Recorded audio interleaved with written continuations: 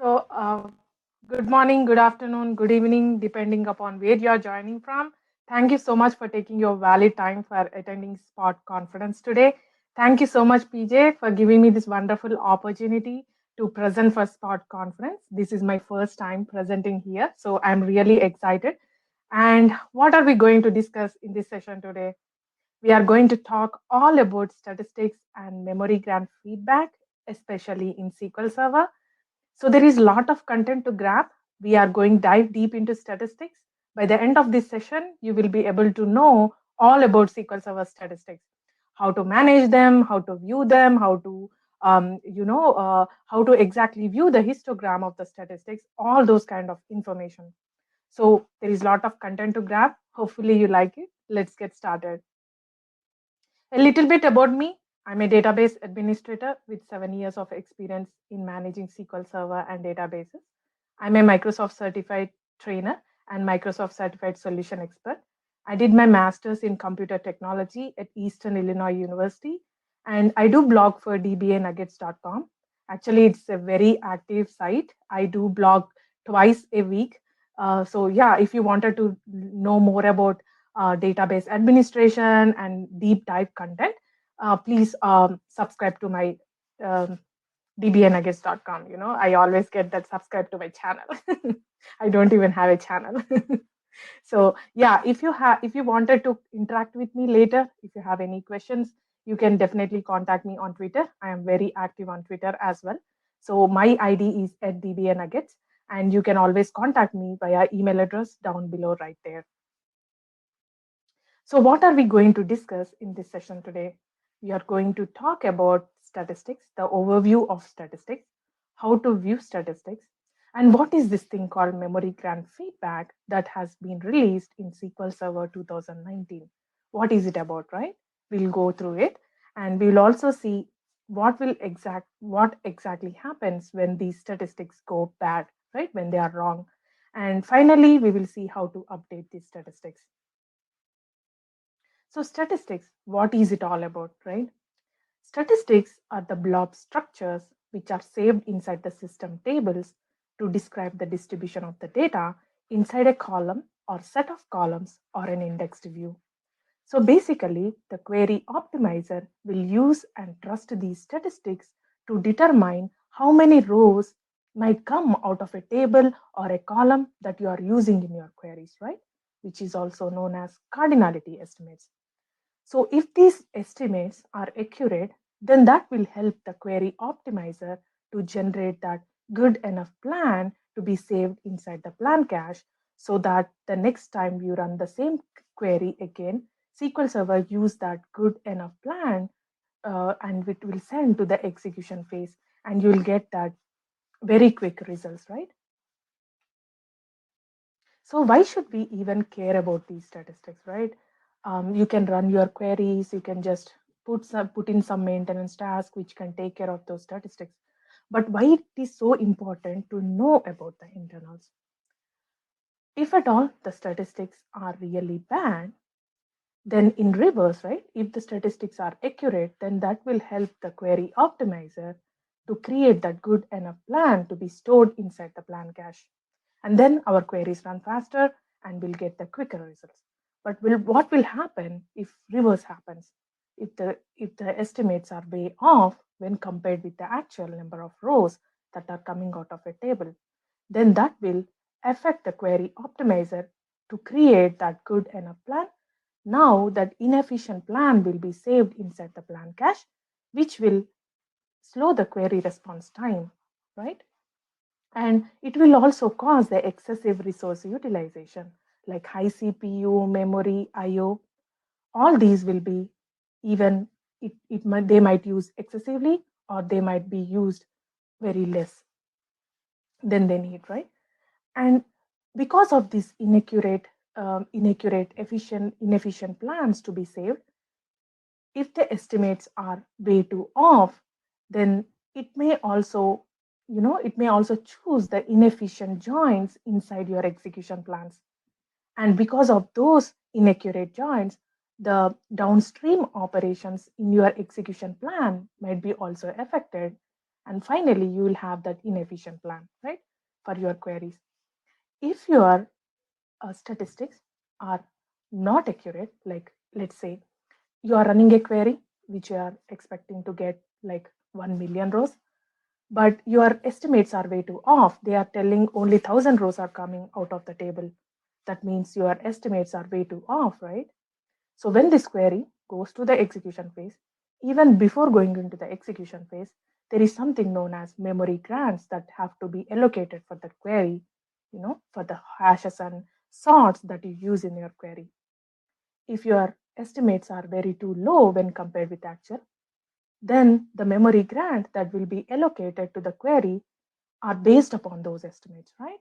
So only memory will be allocated just for those 1,000 rows that the estimates are thinking. But when the query goes to the execution phase, you are going to get 1 million rows, right?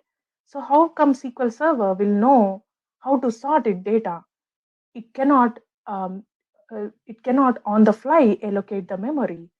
The memory grants are allocated even before going into the execution phase. So once it is in the execution phase, SQL Server doesn't know where to do its hashes and sorts, because that little memory grant that has been allocated based upon those wrong estimates are completely way too off. So it have to actually spill to disk. That means it have to use the tempdb, which will cause the slow response times, right?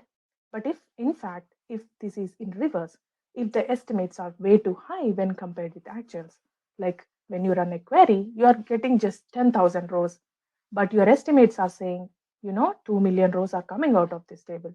That means the memory grants that will be allocated for that query are based upon those 2 million rows estimate, right? That means so much of memory will be allocated, and when the query goes to the execution phase, we are only getting 2,000 rows, right? Like a couple of thousand rows. That means this particular memory that has been allocated for that query is being wasted. That means we are reducing the throughput and concurrency of the other queries because memory is not free. Now all these other queries are waiting in line to get those memory grants. So either way, if the estimates are way too high, it's a bad thing. Way too low, it's a bad thing as well. So we need to make sure that we need to update these statistics right on time to make sure these estimates are accurate. And that is the reason it is very important to know how these statistics work, and that is the reason why we should care. We have talked enough about the overview. Now let's directly go into the database level options for the statistics. So basically, when you select the database, right click, go to the properties of the database, you will see these four options, especially for the statistics. The first option is auto create statistics. This particular option is enabled by default. It is always suggestible to keep this option to be enabled. Now, what this option does is, if at all SQL Server think this person is running the query, right? Running the query and searching on a column. And if SQL Server think that it will be better to estimate how many rows are going to come out of that particular column, it will just go ahead and create the statistics behind the scenes, even without your knowledge on that particular column. Now, why it does that is because it wanted to get those estimates whenever we run the query and searching on that particular column, right? So it will does that behind the scenes automatically when this option is turned on. The second option is auto update statistics. So when this option, like this option is particularly enabled by default, and when it is enabled, so basically when SQL Server will go and see that this particular statistic is out of date, because whenever you hit certain threshold, like whenever you hit certain threshold of rows that you update, there is particular threshold. We are going to talk about that later. When you hit that, then SQL Server will go ahead and update the statistics behind the scenes when you put this option enabled. So it will basically maintain those statistics. The third option is auto update statistics asynchronously. This option is disabled by default, and we are going to talk about it in the later slides. The fourth option is auto incremental or auto create incremental statistics. This option is disabled by default. Um, if you have any partitioning in your tables, you can think about it. But if you do not have any partitioning, you do not have to worry about it. But we are mainly focusing on the other three options. We are not much going in deep into this particular option. So this session is more demo driven. We will see demos everywhere. So very less slides with more demo because I am a visual person. I hope you are too. So let's go ahead and start our demo. PJ, are you able to see my management studio? I am able to see it, yes. Thank you. So in this particular demo, we are using AdventureWorks 2016 database. I mentioned big at the end of this database name because I added two new tables which are huge by using Jonathan Kehai's script. You can find those tables scripts by using this link. I'm going to provide these demos to you as well. And those two tables are sales order header enlarged and sales order detail enlarged. So when I call these tables, I'll just say sales order header and sales order detail table, just for my easy pronunciation. Let me go ahead and place the database in the context. First, let's go ahead and see how to view any indexes on the table. Use execute sp underscore help index, and by providing the table name, you'll be able to see all the indexes on any particular table. So why I am showing you this, right? Here, first we will see the index name, index description, and on which columns does this index got created. I'm showing you this because we are mainly focusing on this particular non-clustered index that got created on the table. I created it. So whenever we create any primary key or clustered index, that is clustered index, non-clustered index, filtered index, whenever you create those indexes, the statistics also get created automatically behind the scenes on the exact same columns where you created those indexes on, right? And the name of the statistics is exactly the same name as index, right? So when I created this particular non-clustered index and when I executed the query, SQL Server behind the scenes, it created the statistics with the exact same name on the customer ID column. But as the names are same, that doesn't mean that both are same. Index, it will store the data itself, but the statistics is all about the distribution of the data inside that particular column at the time of the update, right? To view all the stats on a table, we use sys.stats view. When I execute that, this is the table name we are focusing on. And first, we will see the primary key related statistics and all the non-clustered index related statistics and system generated statistics. So whenever you are searching or joining on any column for the first time, SQL Server behind the scenes, it will go ahead and automatically create stats on that particular column. Now, how do we read that index? It is something like system generated stats, right? But how do we read that? Underscore WA represents Washington State, underscore sys represents system, underscore 0003 represents the column ID inside the table, underscore 4AD81681 is the hexadecimal value of the table. And this is the stats ID. And that is how we read the system's generated stats. So we are mainly focusing on this particular statistic, which got created on customer ID column when I created the non-clustered index on the table. Did you see the name is exactly the same, right? With the stat ID 4. Now let's go ahead and see how we can know on what columns does the stats got created. That's when we can use sp underscore help stats. Here you'll get the stats name and on which column does that stats got created. And we are focusing on this particular stat which got created on the customer ID column. Now how to view the stats, right? This is very interesting. By using dbcc show statistics command, you will mention the table name and especially that particular stat name to view the statistic in detail. So when you do dbcc show statistics and execute it, you see three kinds of different information, right? The first part is known as header information. The second part is known as density vector. And the third part is histogram. This is where the SQL Server will go ahead and get that estimates from for our queries. I'm sorry about that. So let's go ahead and see the header information. The name will represent the name of the statistic. When was my statistics lastly got updated? How many rows were there at the time of the last update? 2.4 million rows. And how many rows were sampled, right? They are exactly the same, 2.4 million. That means this stat got updated by 100%. How many steps were there at the time of the update? 153. So in the SQL Server, the maximum number of steps a statistics can have is basically 200 steps.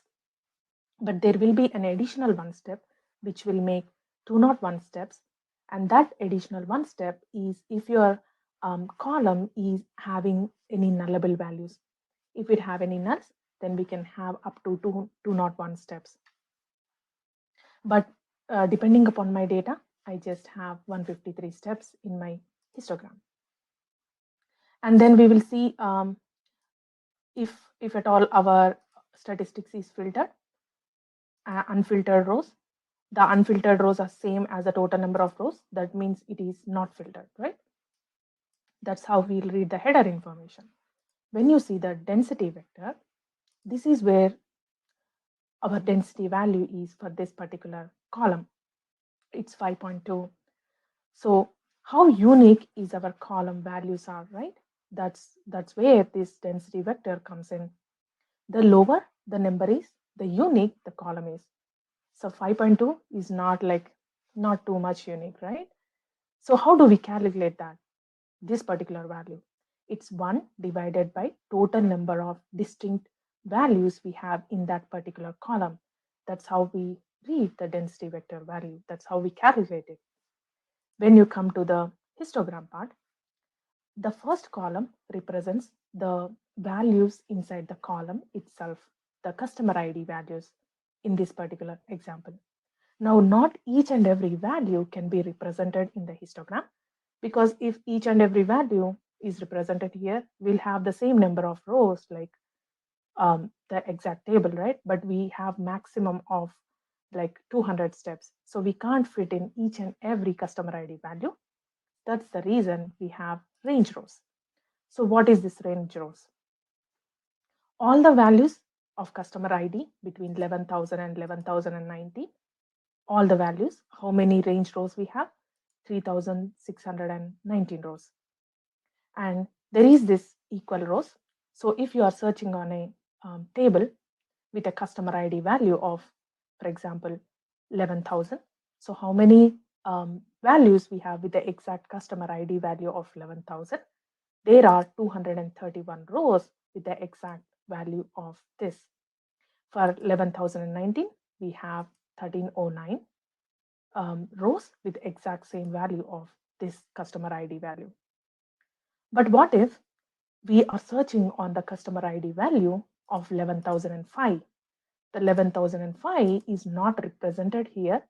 That is the reason we have the total number of rows we have in between these two rows, right? And then we have distinct range rows. How many rows are distinct in between these two rows? This is the total number of rows, but how many distinct values we have in between? We have 18 rows.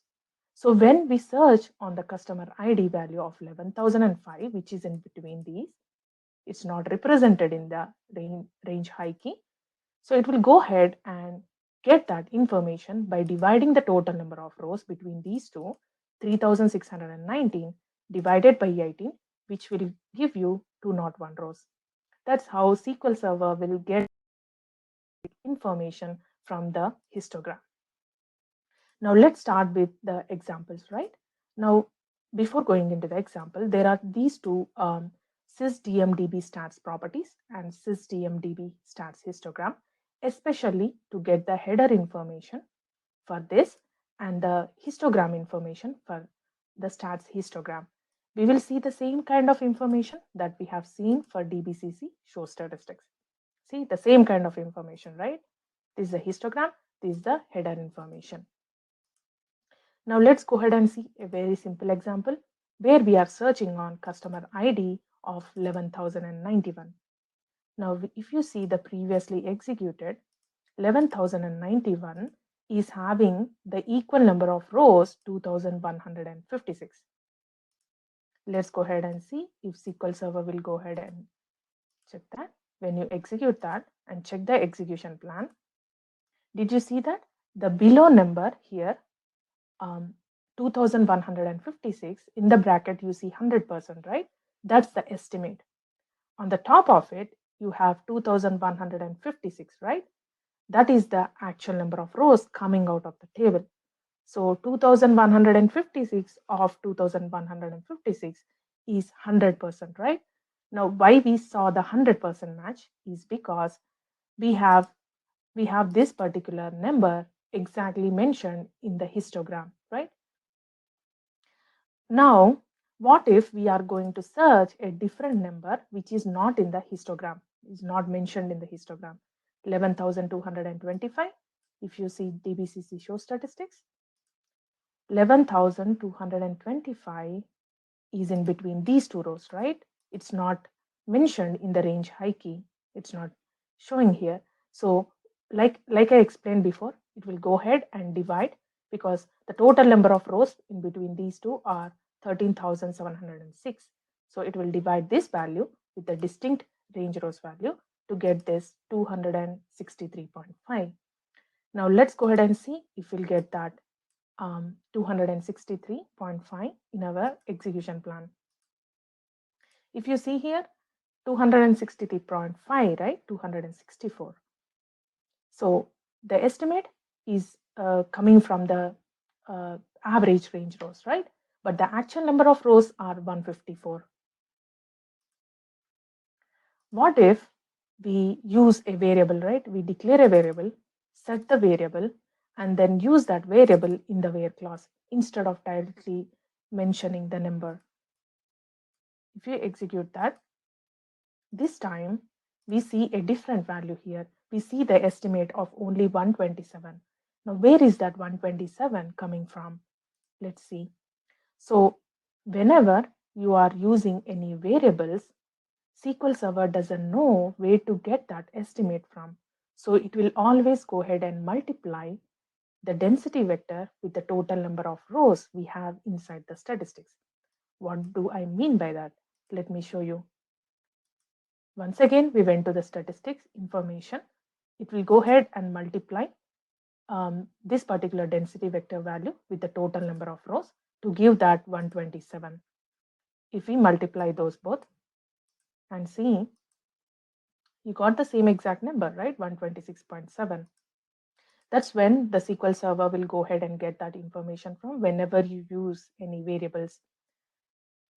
Now, instead of the equality, right, the same query, we are using an inequality this time. How do SQL Server get the statistics from? When you see the statistics, this time, if you observe, instead of doing the clustered index like index seek and the key lookup, SQL Server thought it would be better to do the clustered index scan, and now the plan is completely different. Now, if you see the estimates, they are like really huge, 726,000, right? But the actual number of rows are just 19,000. Now, where is this big number coming from? Let's see. So whenever you are using any equalities, right, inequalities, then SQL Server should always go and get that by multiplying, like it will go ahead and get the 30% of the total number of rows we have inside the statistics. So it will multiply 2.4 million times 30% to get that exact number, 726,000. Now we all put our queries inside the store procedures, right? We just do not just go ahead and run the ad hoc queries. So let's put the same query inside a store procedure and then run the store procedure for the first time, okay, with this particular customer ID value. When I execute that, this particular customer ID value is unique in our histogram. So we have that equal rows, right? Exact number, 77 out of 77. This is pretty unique number inside our histogram. But the next time I run the store procedure with a different variable, right? 11,091. When I execute that, SQL Server still went ahead and used the same execution plan. It did not went ahead and gathered 2156 because even this number is unique, pretty unique in our histogram, but it went ahead and used the same old execution plan. Now, why is that? The first time you execute the store procedure after it got created, SQL Server will go to that optimization phase and then create a new execution plan and save that plan inside the plan cache. The next time you use you run the same store procedure with any different variable, it will go ahead and use the same execution plan. Now, why that, like, will that cause any issues? It might or it might not. Like if you do not have any skew in your data, if you have like very smooth flow in your data, then that might not cause any problem because each and every variable will nearly get the same amount of rows, right? If that is the case, that is not a problem. But if you have so much of skew in your data, like with one variable, you are getting 100 rows, and with different variables, you are getting like 3 million rows, right? Then that is a huge difference.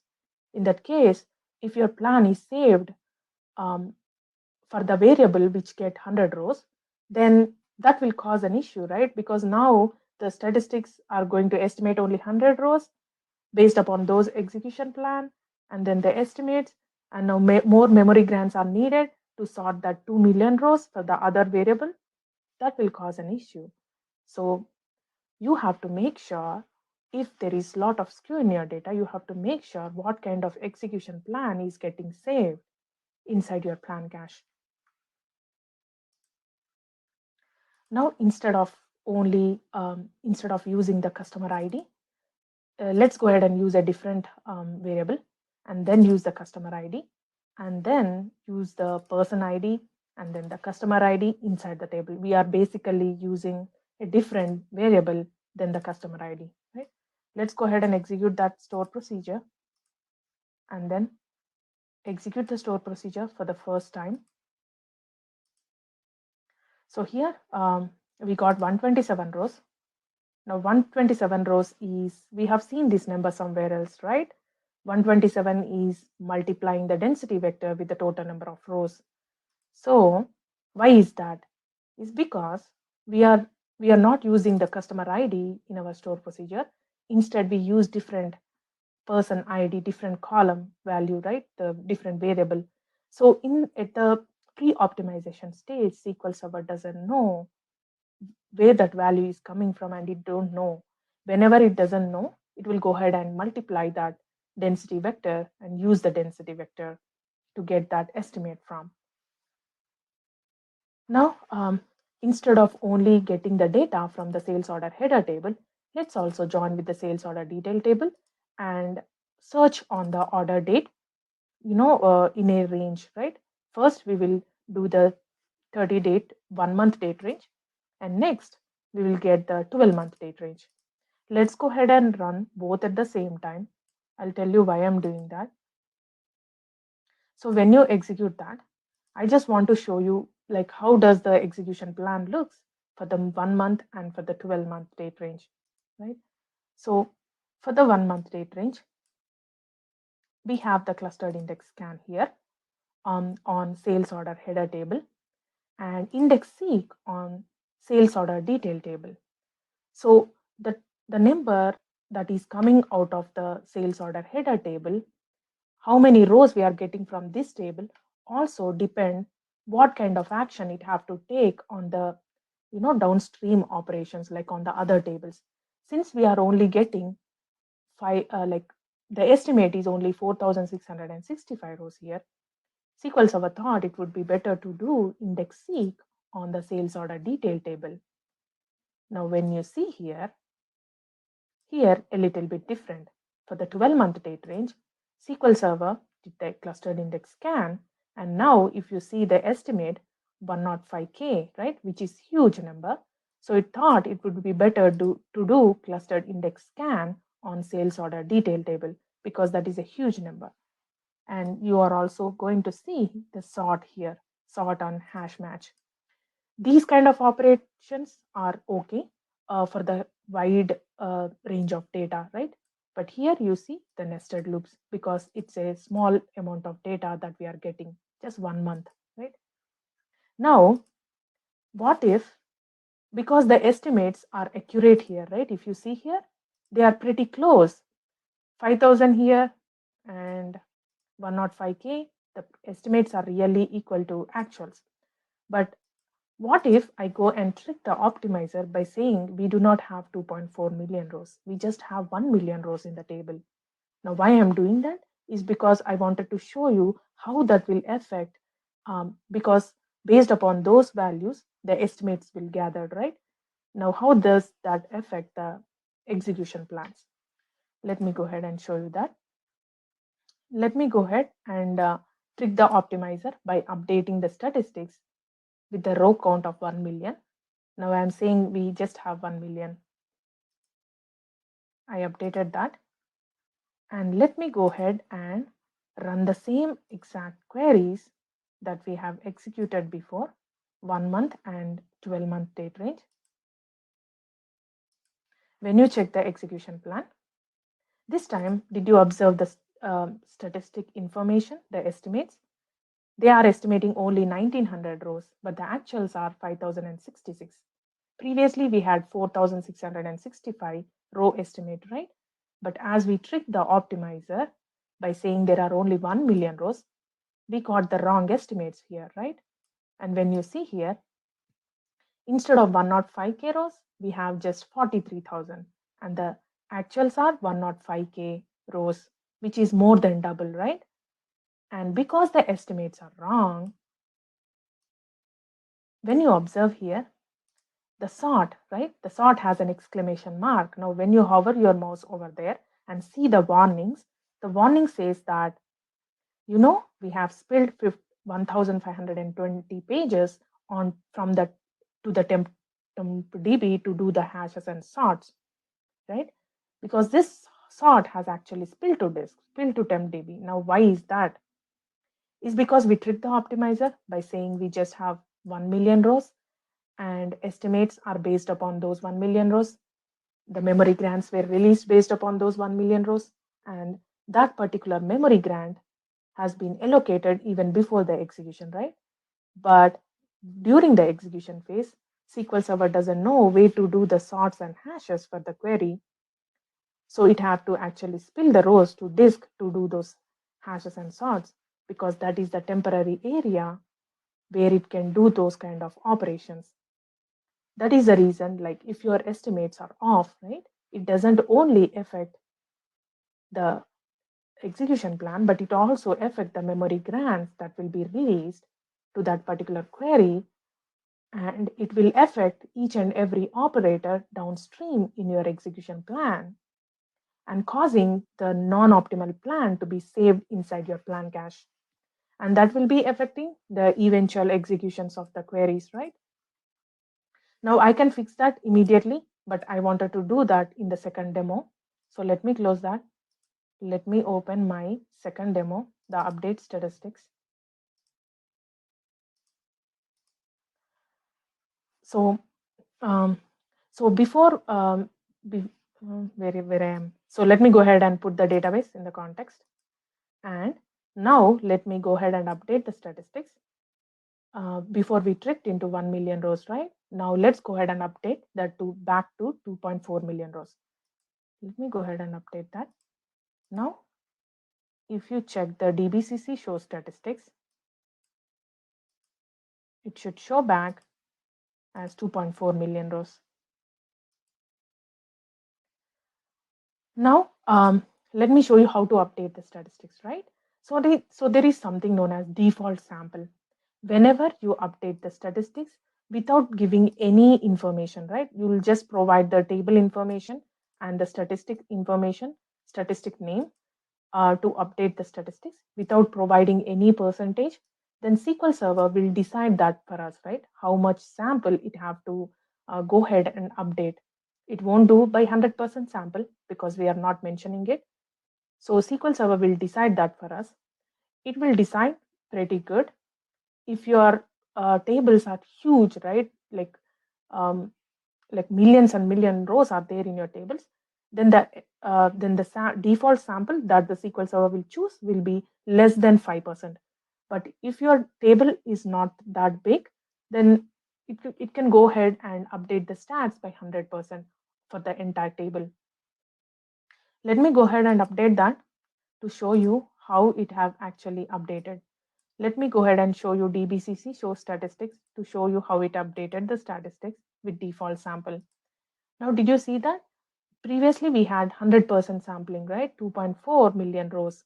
But right now, we just have 91,000 rows. That's pretty good for this particular table because SQL Server pretty much it will decide pretty good. If you have lot of skew in your data, then it is better to do with full scan. But other than that, the default sample will can also do the better job. Now let me go ahead and run the same kind of query that we have run previously between those two tables and searching on the customer ID column. Now why I'm doing that is because I wanted to show you how the default sample will work. Right, the default sample, it is estimating 96 rows. Actual rows are 154. Still, they are pretty good, right? They are pretty close. When you see this 11,005 estimate and the actuals were 1300, pretty close. But the next time you run this particular query, because my variables are like I have skew in my data, right? So this particular query estimating only 235 rows, but the actual number of rows are 2,156. So that is the reason I said, if you have so much of skew in your data, then the default sample might not work. You have to make sure you update the statistics with 100% sampling. Now let me show you, instead of showing you how the auto update stats work, let me first go ahead and turn that option off to show you how it will affect our execution plans if there is no updates happening to the statistics, right? Even if they are out of date. First, let me show you by turning it off, and later let's turn it on and see how that magically will update the statistics and how accurate our estimates are. Let me go ahead and alter the database by setting the auto update stats to be turned off completely. Now, let me go ahead and update a bunch of data. But before updating bunch of data, let me go ahead and show you something here. This big query, what it does is it will give us that threshold values, right? When I execute that, this is the statistics that we are focusing on. Number of rows inside the table and how much we have sampled. We have sampled this by default sample, right? SQL Server decided that for us. And there are two thresholds. Before SQL Server 2016, there is this old threshold, right? It have to go ahead and update this particular column, customer ID. It have to update 485,000 rows to invalidate this particular stat. That means to make these statistics out of date. But for the new threshold, it is way less. That is for good actually. It is just 49,221 rows that needs to be updated for this particular customer ID column to outdate, like to get these statistics out of date. Now, MySQL Server database is 2019 compatible, so it will go ahead and automatically use the new threshold. Let me go ahead and update bunch of records on that particular customer ID value here, hoping to hit the threshold. Let me execute that. It is taking a while because we are updating lot of data.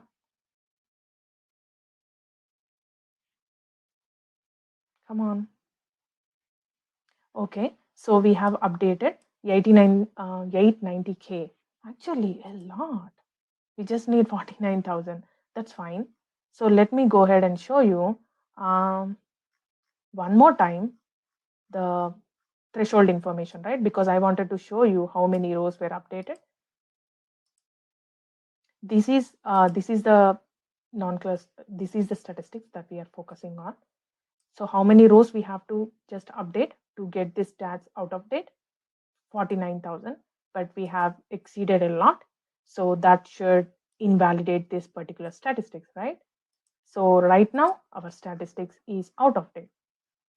So the next time we are running a query, any query actually, using that statistics that is out of date, usually when your auto update stats is turned on, right? Turn on. When it is turned on, the next time you are running any query using that outdated statistics, behind the scenes, SQL Server will automatically go and first update the statistics, and then it will invalidate the execution plan and then create a new execution plan with that updated statistics information and give us back the results. This is going to happen while the query is waiting, right? The user cannot see the results. It should be pretty quick, but all these operations are happening behind the scene.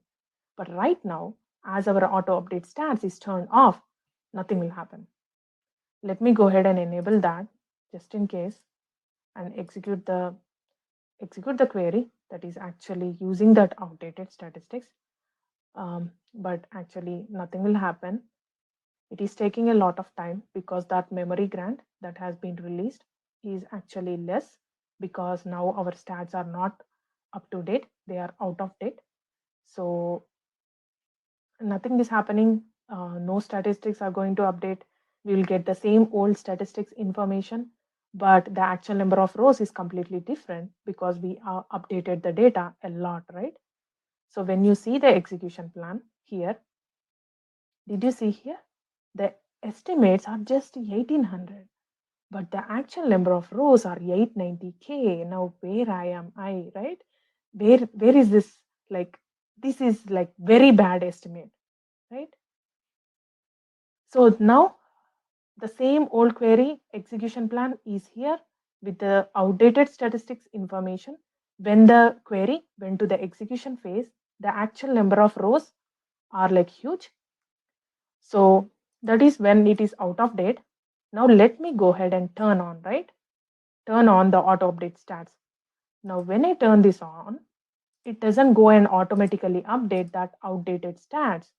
But now we have to go ahead and run any query that is actually using that outdated stat to get that stats updated. Until then, if you don't run any query using that outdated stats, nothing is going to happen. You have to run a query. So the next time the user is going to use that outdated stats, now what is happening behind the scenes is first the stats get updated, the execution plan will get invalidated, the old one, and the new execution plan will get created while this thing is running, right, behind the scenes. And then that new execution plan will get that updated statistic information into it, and this query will now use that new execution plan to get our query results. It is taking a little bit. Execution plan. Now, did you see the execution plan is completely changed, right? And when you see the estimates are pretty close to the actuals, right? 905 is the estimate, and the actual number of rows are 890K. Now, even that difference is because our stats are getting updated by the default sample. that SQL Server decided for us, right? Now let me go ahead and show you DBCC show statistics to just see whether our stats got updated or not, right? If you see the updated time, it's 1:35 p.m. here. So it just got updated and it still got updated with the default sample, but it got updated, right? Now, let me go ahead and show you how this updating stats will actually affect our store procedures, right? We can clearly see that. Let me go ahead and put the same query that we have executed previously into the store procedure and then run this particular query 10 times. I'll show you why I'm doing that. So we'll get the same query, right? 10 times. So we'll get the same execution plan. Let me go ahead and show you what's in my plan cache. So if you run this particular query, you can clearly see what plan is there for which query, right? Clearly we'll get that information. In the results, this is my query, this is my plan cache. So we have just executed a query 10 times, right? The execution count is 10 and the plan generation number is 1 because we executed the same store procedure 10 times. So there is just one plan generation number. So now let's go ahead and update bunch of records one more time, right? One more time to invalidate that particular statistics one more time. Lot of data again. So these many records, we actually hit the threshold for sure. Now let's go ahead and execute the store procedure with a different variable because do you remember I said if that particular stat is out of date, nothing is going to happen, right? SQL Server will just can't go and then update the statistics behind the scenes just like that. We have to run any query that is actually using that outdated statistics to make that happen. So now I'm executing the same store procedure with a different customer ID. When I execute that, check the execution plan. The execution plan is different here and uh, the stats got updated here, I believe. So it shows 87, the actual number of rows were 154. Still, the stats is getting updated with default sample. So let's go ahead and see if our stats got updated. 137, it just got updated, still with the default sample. Now let's go ahead and see the plan cache one more time because now we have run a query using that outdated stats. That means it have to update the stats, right?